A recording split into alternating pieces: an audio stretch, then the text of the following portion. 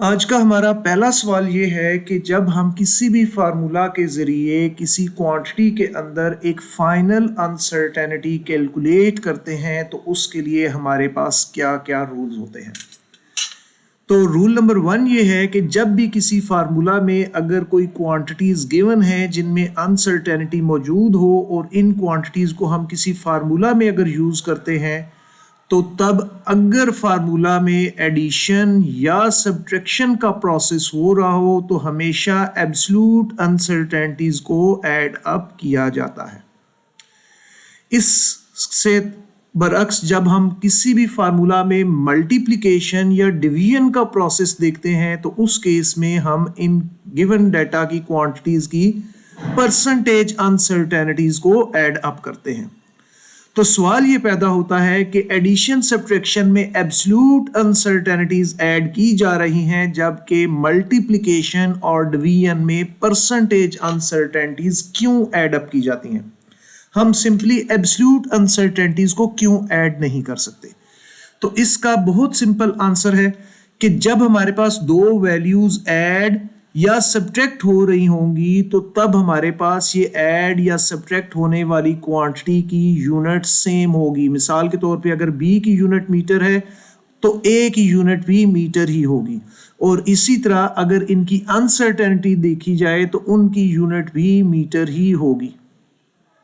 اور جب کوئی کوانٹٹیز سیم یونٹ رکھتی ہوں تو ان کو ایڈ کرنا کوئی مشکل نہیں ہے، لیکن اگر ان کوانٹٹیز کی یونٹ سیم نہ ہو تو ان کو ایڈ یا سبٹریکٹ کرنا پاسبل نہیں ہے according to rules of mathematics.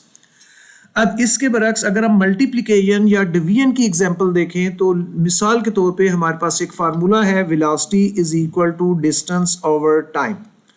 اب یہاں پہ ہم جانتے ہیں کہ ڈسٹنس جو ہے وہ میٹرز میں میئر کیا جاتا ہے، ٹائم کو سیکنڈز میں میئر کیا جاتا ہے۔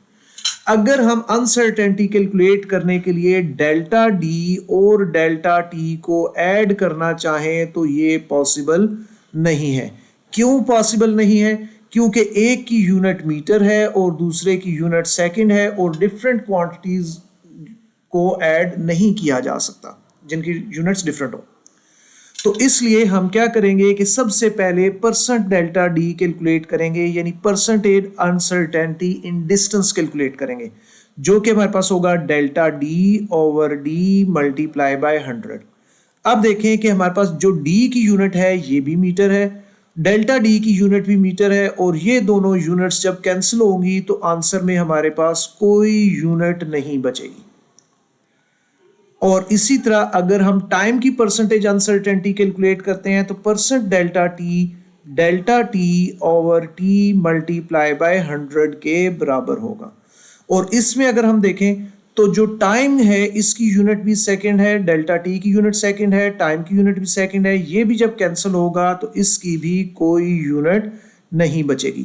اب دو ایسے نمبر جن کی کوئی یونٹ نہیں ہے ان کو ایڈ کرنا میتھمیٹیکل رولز کے مطابق ایزی ہے، ان کی ڈفرینٹ یونٹس کے ذریعے جب ان کی ڈفرینٹ یونٹس تھی تو ایڈ نہیں کیا جا سکتا تھا۔